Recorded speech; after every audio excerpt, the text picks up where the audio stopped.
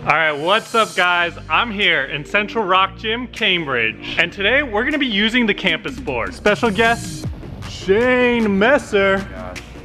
And we got Kai Lightner. He's warming up. So Shane, how long is Kai gonna be warming up for? Probably like 20 minutes. You just really need to make sure that your hands are really warm and ready to go for holding on to kind of small wooden rungs. What happens if you don't warm up properly? Pulley problems, collateral ligament damage. You can just end up with a lot of injuries that you don't really want to have.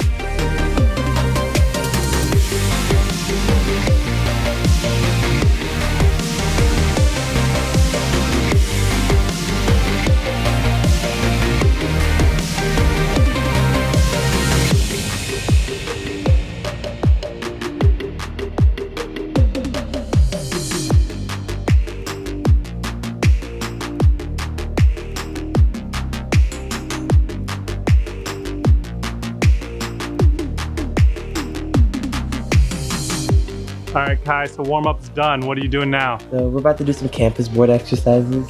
It's not really my thing. Kai has always been a really technical climber, and he's also really strong, but campus boarding, the type of campus boarding we're gonna be doing, really focuses on explosive power. It's really popular in the bouldering comps for them to take their feet off and them having to do like really strenuous one-arm movements. I don't really usually do them, but Shane's kind of getting us into a new phase in our training program. So Campus boarding, really what we're trying to do is trying to build explosive power, but also working on finger strength and contact strength.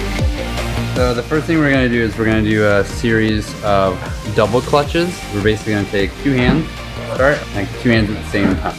And what we're working on there is we're working on just this explosive two-hand power, and then the contact strength for two hands. There's a couple ways you can do it. You can do just one at a time. You can skip them. We're probably gonna start with one at a time, and then we'll work into skipping them. We have 4 sets to do. The other way that you can do this is like if you're trying to build power endurance as well, you can go up and down, but we're only gonna go up.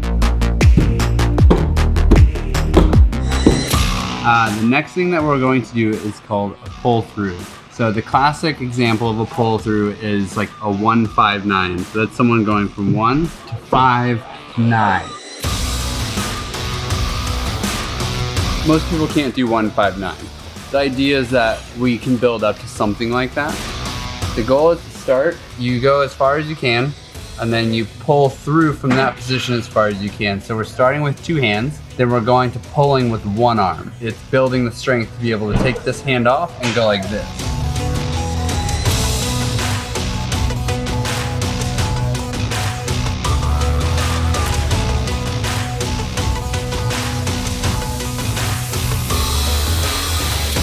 So next we're gonna do long moves. We're gonna generate with two hands, and we're gonna go absolutely as far as we can. And the hope is that over time, as we continue to do these different exercises, that we're able to go a little bit farther and a little bit more in control each time. We're gonna start with number 3. And as you notice, around 6, it gets into half numbers. So 6, 6.5, 7, 7.5, 8, 8.5, 9. And our goal is to go as far as we can. So we might get a half or we might get a full. it's not hard. It's just like it feels different, and it feels like kind of like I guess demoralizing at first because you realize like I feel like I can't go further, but like muscles aren't letting me. But I know that it will improve eventually. I think Kai, for a long time, he's climbed from the very beginning, climbed with his hips, climbed with his feet, climbed like a very efficient climber. And obviously that's what we want to instill, but we're trying to go to the other side of the spectrum here. We're trying to gain just a pure power and the ability to take your feet off and the ability to just be able to just, you know. All right, so the last thing we're gonna do today is called bumps. We're gonna start on whatever number we choose, and then the goal is gonna be to keep the lower hand in the same position, and we're gonna go one rung at a time. Once we reach the full and half rungs, we're gonna bump, you know, half at a time, because the farther you get from the lower hand, the smaller distance you're able to travel. The end goal would be able to be like fully extended like this. And this helps with contact strength and like the locking off. So your lower hand continues to push down and your upper hand continues to grab the next hold and create contact strength by like, you know, you're hitting the hold and you have to stop. And then you have to go to the next one, and then the next one, and the next one. The first like 3 or 4 are really easy, maybe even 5. But as you get a little farther apart from this lower hand, all of a sudden the contact strength becomes more and more important in this hand. I've done bumps for fun, like as a dare, but like not as an exercise, no. I could definitely feel like how difficult it was to like maximize my size, and I never really had to do that before in climbing because I'm always the biggest competitor with my arms and my height. Just being able to, like, to push myself personally, I think is kind of cool. I feel like I'm always learning something from Shane.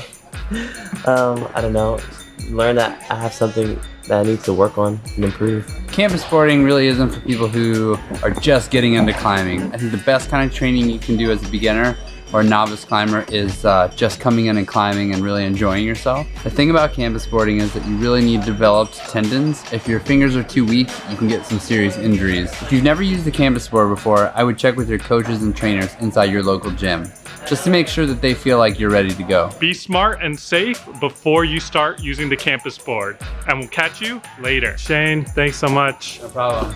Kai, thanks so much, man. No problem. All right, see ya.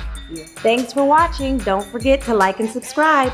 See ya. The next thing that's gonna happen. I was flossing in here. Is that what it's called? Yeah.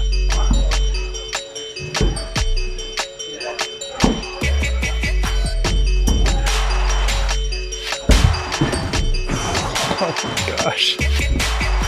Dude, it's just crazy.